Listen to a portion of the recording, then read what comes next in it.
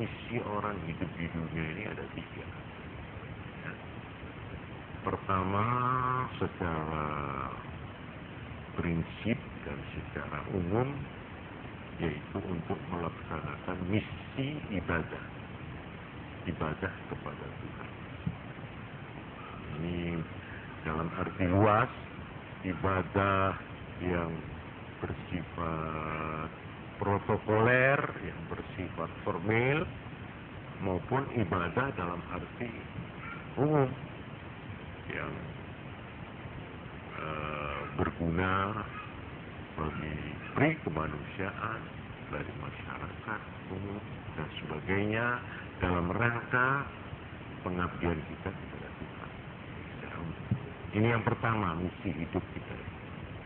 Yang kedua, kita dilahirkan ke dunia ini. Kenapa Tuhan kok masih membuat makhluk baru yang namanya manusia?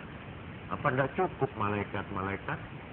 Apa tidak cukup jin-jin, setan, dan sebagainya itu?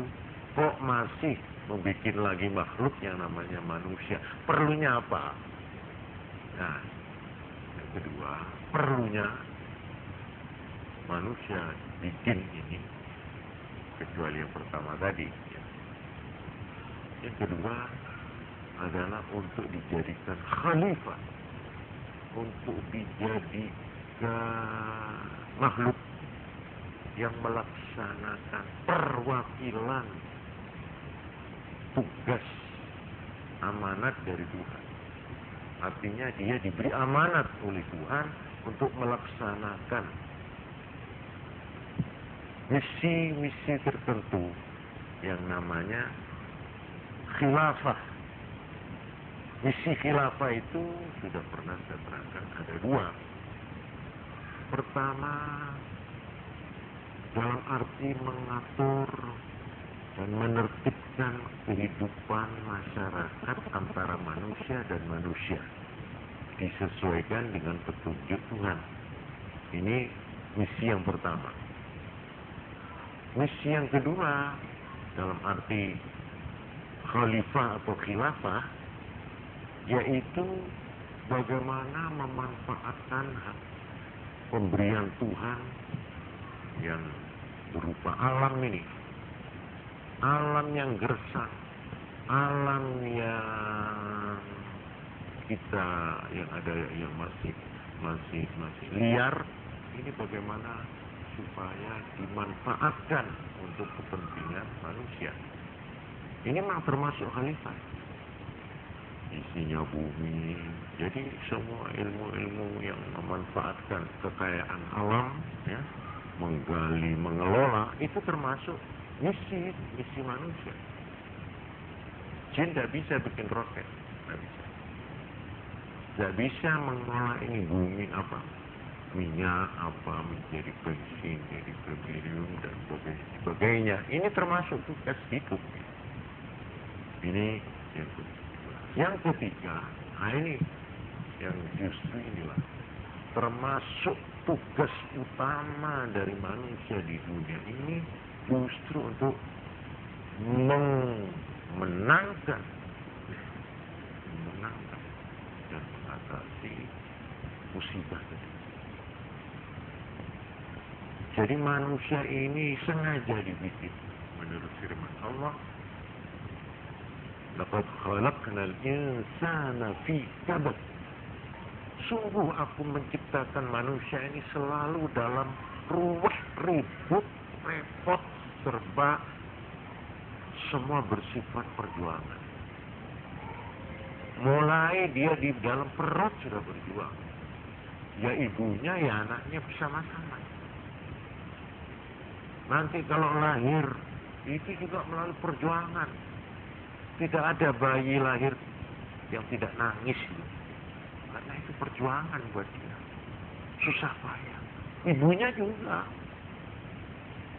Dan selanjutnya, anak ini terus tumbuh. Dengan melalui kabat itu susah payah. Ujian dong. Nanti mau jalan, agak lorot. Ini mau keluar untu sakit ini. Ada terus ini proses kabat-kabat ini terus. Kalau kita hitung periodenya itu tidak ada batas. Terus sampai kita itu mau kawin juga kabat. Nanti sudah katanya surga rumah tangga. Enggak, itu surga itu ya dari sebagian. Tapi yang benar kita hidup ini memang kita Pak, berumah tangga kabar. Ya. Jadi ini tentang pertanyaan yang pertama, apakah ada perbedaan antara musibah dan cobaan? Tidak ada. Cuma musibah tadi dibagi dua, ada yang langsung dari Tuhan tidak melewati manusia, ada yang lewat manusia, kita diganggu, kita disakiti. Oh, ini ujian. Memang pada prinsipnya menurut agama kita itu boleh memberikan balasan atau yang setimpal, imbalan yang setimpal. Jadi umpama ini ya, kita tempeling umpamanya ya, kita itu diberi hak untuk membalas tempeling. Ya, artinya dalam arti timbal balik. Tapi di dalam Al-Quran dikatakan wala mau sabara wa ghafara inna dzalika min azmil umur. Tapi kalau kamu sabar dan mengampuni ya, kesalahan orang itu pada dirimu, wah itu dia. Jadi ini dipuji oleh Allah. Jadi membalas itu dibolehkan atau setimpal, tapi kita menurut suruhan agama bersabarlah. Dalam arti jangan kamu itu terpancing, mudah terpancing. Nah ini mengenai pertanyaan yang pertama. Kemudian yang kedua tentang sedekah. Tadinya sedekah terus merasa kurang seret.